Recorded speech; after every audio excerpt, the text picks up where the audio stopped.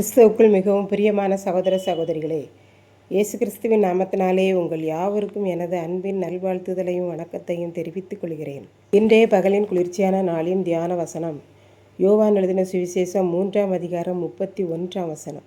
உன்னதத்திலிருந்து வருகிறவர் எல்லாரிலும் மேலானவர், பரலோகத்திலிருந்து வருகிறவர் எல்லாரிலும் மேலானவர். யோவானுடைய சீசருக்கும் யூதர்களுக்கும் இடையே வாக்குவாதம் உண்டான போது அவர்கள் எல்லாரும் யோவானிடம் வந்து, யோர்தானில் நீர் ஒருவருக்கு ஞானஸ்நானம் கொடுத்தீரே, அவர் மற்றவர்களுக்கும் ஞானஸ்நானம் கொடுக்கிறார் என்று கூறினார்கள்.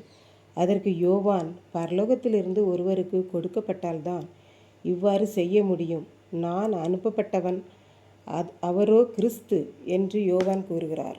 மேலும் யோவான் இயேசுவை குறித்து, அவர் மணவாளன், நான் மணவாளனுடைய தோழன், அவர் என்ன சொல்கிறாரோ அவர் சத்தத்தை கேட்டு அதை குறித்து சந்தோஷப்படுகிறவனாய் இருக்கிறேன். அவர் ஞானஸ்நானம் கொடுக்கிறார் என்பதை கேட்டவுடனே என்னுடைய சந்தோஷம் நிறைவடைந்து விட்டது என்றான். இயேசு பெருகவும் நான் சிறுகவும் வேண்டும். அவர் பரலோகத்திலிருந்து வந்தவரானபடியால் எல்லாரிலும் அவர் மேலானவர். நாம் மண்ணிலிருந்து உண்டானவர்களாதலால் நாம் மண்ணின் தன்மையுடையவர்களாகவும் மண்ணுக்கு உரியவர்களையே பேசுகிறவர்களாகவும் இருக்கிறோம். ஆதலால் அவர் மண்ணிலிருந்து உண்டானவர் அல்ல, அவரை தேவனே அனுப்பினார். இதற்கு நான் சாட்சியாய் இருக்கிறேன் என்றான். இயேசு மேலானவர் என்பதால் அவர் தாம் கண்டதையும் காதால் கேட்டதையும் சாட்சியாக சொல்கிறார். அவர் உண்மையானதை கூறுகிறபடியால் யாரும் அவருடைய சத்தத்தை ஏற்றுக்கொள்கிறதில்லை. சிலர் அவருடைய வார்த்தைகளை ஏற்றுக்கொள்கிறார்கள். அப்படி ஏற்றுக்கொள்கிறவர்கள் தேவன் சத்தியமுள்ளவர் என்பதை புரிந்து கொள்கிறார்கள். இயேசு பரலோகத்தில் இருந்தவர், பரலோகத்துக்கு உரியவர். அவர் நமக்காக தானாய் இறங்கி வந்தவர். அதனால் அவர் தேவனுடைய வார்த்தைகளை பேசுகிறார். அவர் பரலோகத்தின் ஆவியை பெற்றவராகையால் நமக்கேற்ற வார்த்தைகளை பேசுகிறார்.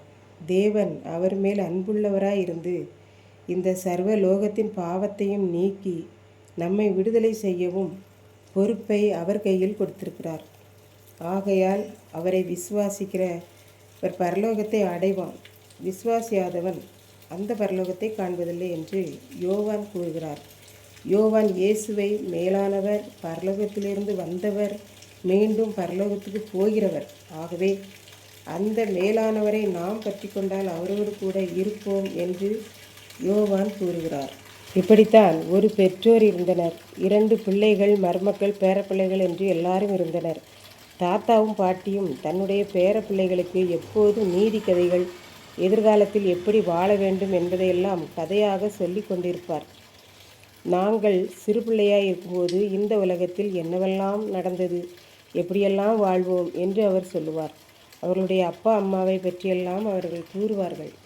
பேரப்பிள்ளைகள் வீட்டு பாடங்களை எல்லாம் சீக்கிரம் முடித்துவிட்டு தாத்தா பாட்டியின் கதையை கேட்டு சந்தோஷப்படுவர். அதனால் அந்த பேரப்பிள்ளைகளுக்கு உலகத்தில் எப்படி வாழ வேண்டும் என்கிற நல்ல அனுபவங்கள் கிடைத்தது. அவர்களின் அக்கம் பக்கத்தில் உள்ளவர்களெல்லாம், பரவாயில்லை, தாத்தா பாட்டி தாங்கள் வாழ்ந்த வளர்ந்த 80 ஆண்டுகளின் அனுபவங்களை எல்லாம் கூறி நல்ல பேரப்பிள்ளைகளாக வளர்த்து விட்டார்கள் என்று கூறினர். அவர்கள் மேலானதை, நல்லதை கற்றுக் கொடுக்க வேண்டும் என்று நினைத்தார்கள். அவ்வாறே செய்து வெற்றியடைந்தார்கள். நம் ஆண்டவரும் இதைத்தான் கூறுகிறார். பிள்ளைகள் மேலானவைகளை அடைய வேண்டும், ஆகவே மேலானவரை குறித்து கற்றுக் கொடுங்கள் என்கிறார். எப்படி அந்த தாத்தா பாட்டி தன்னுடைய பேர குழந்தைகள் இந்த உலகத்தில் மேலானவர்களாக வாழ வேண்டும் என்று நினைத்து நிறைய நீதி கதைகளை புரிய வைத்தார்களோ, அப்படியே எல்லா பெற்றோரும் மேலானவைகளை பின்வரும் சந்ததிக்கு கொடுத்து செல்லுங்கள் என்கிறார். இதை கேட்டுக்கொண்டிருக்கும் எனக்கன்பானவர்களே, இன்றைக்கு நாம் நம்முடைய பிள்ளைகளுக்கு இந்த மேலானவரை கற்றுக் கொடுக்கிறோமா, இல்லை உலக கல்வி, திறமைகள், தாளந்துகளை மட்டும் கற்றுக் கொடுக்கிறோமா என்பதை சிந்தித்து பார்ப்போம். இந்த மேலானவராகிய இயேசு கிறிஸ்துவை குறித்து நாம் நம்முடைய பிள்ளைகளுக்கு கற்றுக் கொடுக்காவிட்டால் பின்ன யார் கற்றுக் கொடுப்பார்கள்? அவர்களுடைய ஆத்மா பெற்றோரின் கையில், தாத்தா பாட்டியின் கையில் இருக்கிறது என்பதை நாம் இன்றைக்கு கற்றுக்கொள்கிறோம். ஆகவே நாம் நமக்காகவும் நம்முடைய பிள்ளைகளுக்காகவும் உன்னதத்தின் மேன்மை, மகிமையெல்லாம் துறந்து வந்த இந்த மேலானவராகிய இயேசு கிறிஸ்துவை நாம் நம்முடைய பிள்ளைகளுக்கு ஊட்டுவோம். உலக அறிவோடு இயேசுவையும் ஊட்டினால் அவர்களும் அந்த மேலானவரோடு சென்று பரலோக பாக்கியத்தை பெற்றுக்கொள்வார்கள். ஆகவே இயேசுவே மேலானவர், நாம் எல்லாரும் அவருக்கு கீழானவர்கள் என்பதை கற்றுக் கொடுப்போம். கர்த்தர்தாமே நம்மை ஆசீர்வதிப்பாராக. ஆமென். ஜெபம். அன்பின் ஆண்டவரே, இந்த அருமையான நல்ல நாளுக்காக நன்றி செலுத்துகிறேன்.